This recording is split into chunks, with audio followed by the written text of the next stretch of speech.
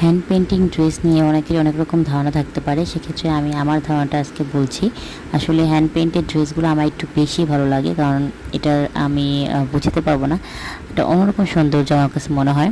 কারণ আমরা রেডিমেড তো অনেক রকম ড্রেসই পেয়ে থাকি, কিন্তু নিজের হাতে নিজের পছন্দ মতো মনের মতো কালার কম্বিনেশন করে দিয়ে একটা জিনিস তৈরি করা, সেটার আউটলুকটা কেমন হবে সেটা ইমাজিনেশন করা, সেই অনুযায়ী তৈরি করা, এটার আসলে আনন্দটাই অন্যরকম হয়।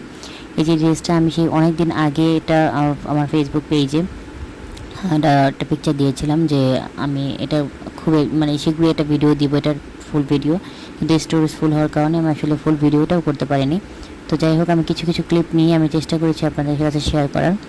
আসলে এই যে এই পেন্টিংয়ের ক্ষেত্রে অনেকে ব্লক পেন্টে বিভিন্ন রকমের কালার ইউজ করে থাকে, তো আমি এক্রিলিক কালার ইউজ করেছি, সাথে হালকা একটু পানি মিক্স করে। আপনারা চেষ্টা করে দেখবেন, এক্রিলিক কালারের সাথে একটু পানি মিক্স করলে এটা পাতলা হয়ে যায় রঙটা, সেক্ষেত্রে কাপড়টা আর হার্ড হয় না। তো এই টিপসটা ইউজ করে দেখবেন।